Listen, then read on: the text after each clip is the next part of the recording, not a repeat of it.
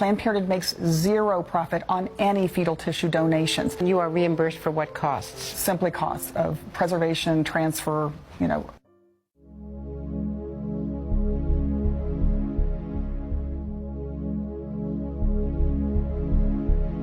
If we alter our process and we are able to obtain intact fetal cadavers, it's all just a matter of line items.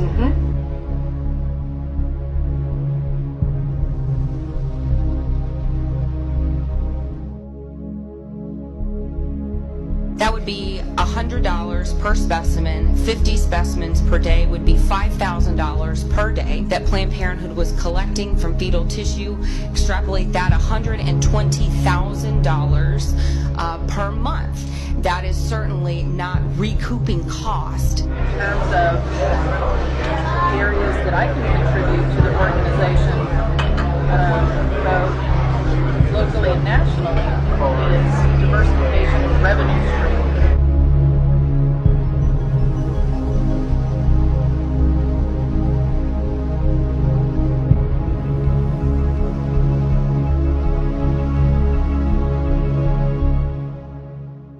Well, so under the scope of where we probably have an edge over other organizations, our organization has been doing research for many, many, many years.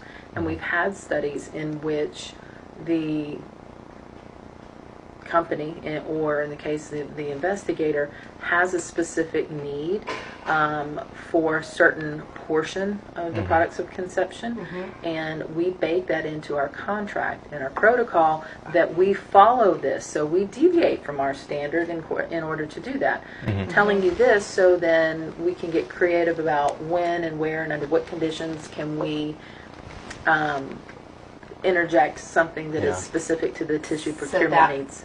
Sorry, that goes to my perfect for my next. Can you get creative? Can you alter if we say we need a liver? Or not just liver, thymus, but let's say neural tissue is very difficult because. Could you adjust the procedure if you knew they need high volume of this?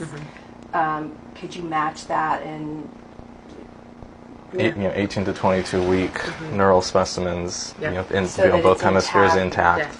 You could do that. Yeah, I think we can. I mean, some of it is really outside. Some of it will be happenstance because sometimes as the procedure is happening, the procedure itself for the removal is generally standardized, and I'm saying generally loosely, generally standardized. And so just depending on the patient's anatomy, how many weeks, other where it's placed in the uterus, we're going to potentially be able to have some that will be more or less intact, and then some that will not be. Right. So, but it's something that we can look at exploring how we can make that happen, so we have a higher chance. It'll probably also require a little bit of input from the doctors, because the doctors are the ones asking, directly doing that, and when it matters, in the cases of when it's mattered, the physicians also need an intact specimen. They can make it happen. So we just need to figure out how that we can do this, under our project needs. How many providers practice in the second trimester? Oh gosh, that's a good question. Everybody that is here does. And really, specifically, the later than 16-week cases, I guess. I want to say that we have 6. 6 providers that go beyond 16 weeks.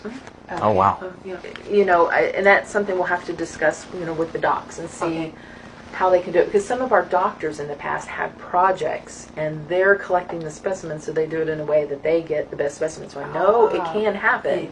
The doctors were also doing research. Oh, wow.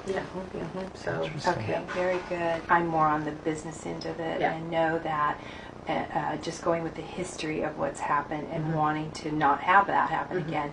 So for specific specimens, the compensation would be higher because we know you're going to run into problems. There's going to be more.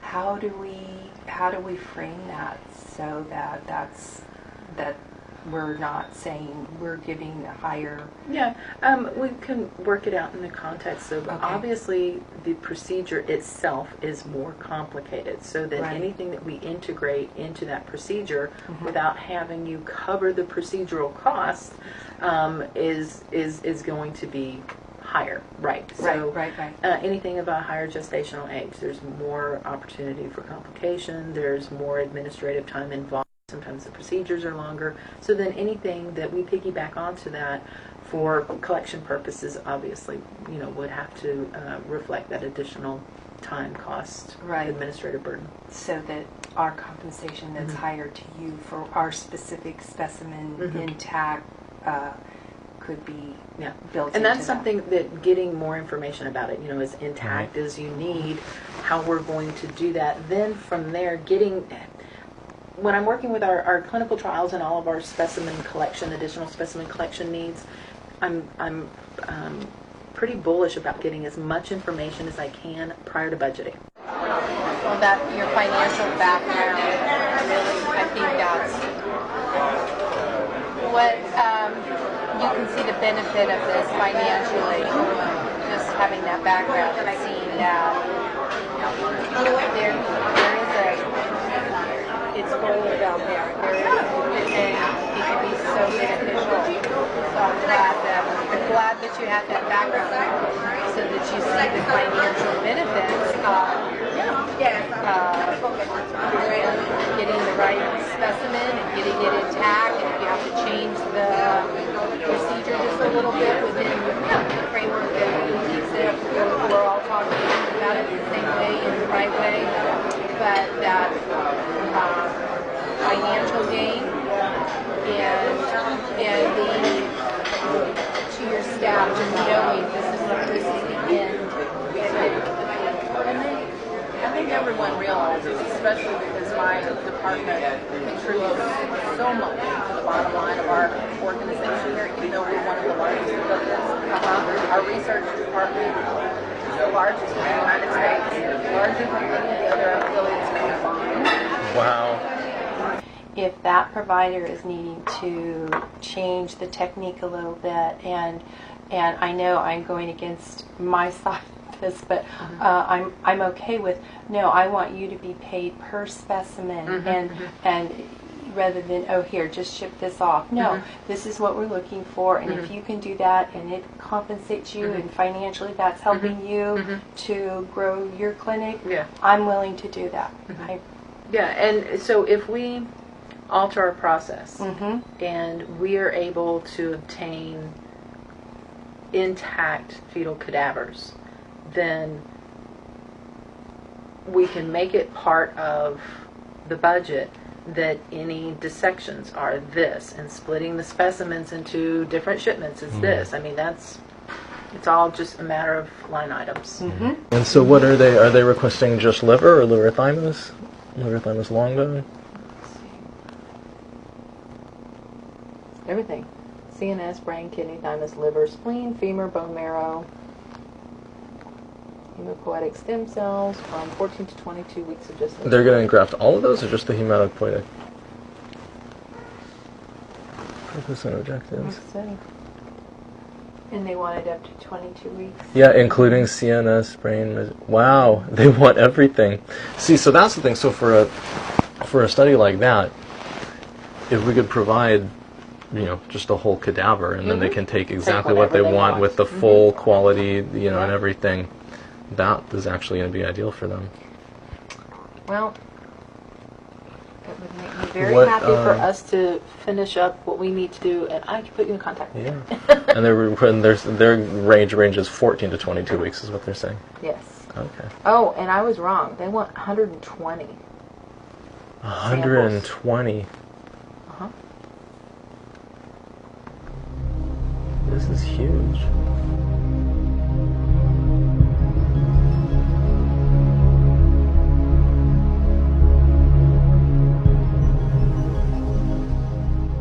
Are there any fresh specimens from today that we can still look at, or?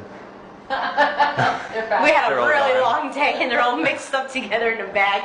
Yet if I would have known 10 minutes ago, I would have saved something. You know what, if we could get if we could just, that doesn't, I mean, it's not like we need something today, but if we could get a visual today of it, that would be a good thing. Is that possible?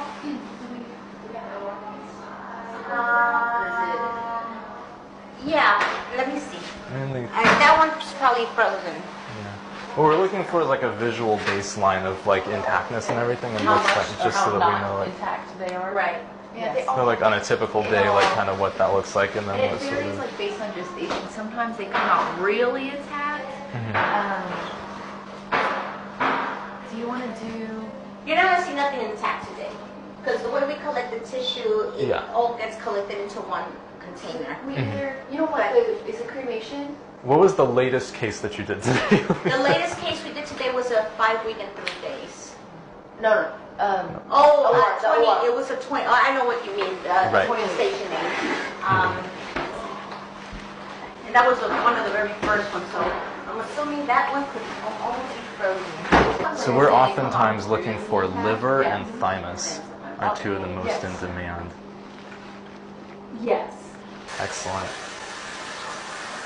All right. Here you go.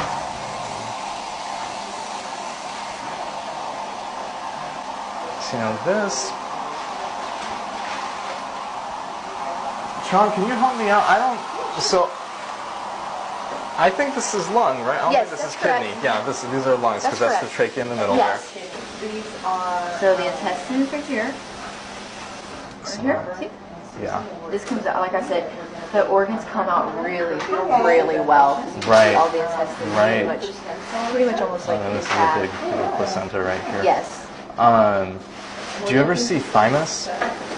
In this case is really important. Whenever we do like the 20, 22 weekers we do, you get a lot better. But it's difficult to find thymus at this gestation. Yeah. What is the age of this? This is. This patient was like 18 weeks, I think. Is this? This is limb. Okay, Yeah. and this is like scapula. Yeah. That- The other thing that plays a tremendous part in this all is the dilation Exactly. that you've obtained. Exactly. And also how, for lack of a better word, how cooperative the patient is during the procedure. Oh, really? But are they under conscious sedation? Or Yeah. Okay. There's conscious sedation, but there's also times where it's just you've pretty much maxed out, and there's tolerance. Oh. Sometimes it's a little bit more difficult. To completely relax, sometimes it's easier to not do so many passes in forceps. So it just really varies. And like I said, a lot of it does depend on the dilation that was obtained. And like all of our procedures over 20 weeks actually go through a 2-stage dilation process.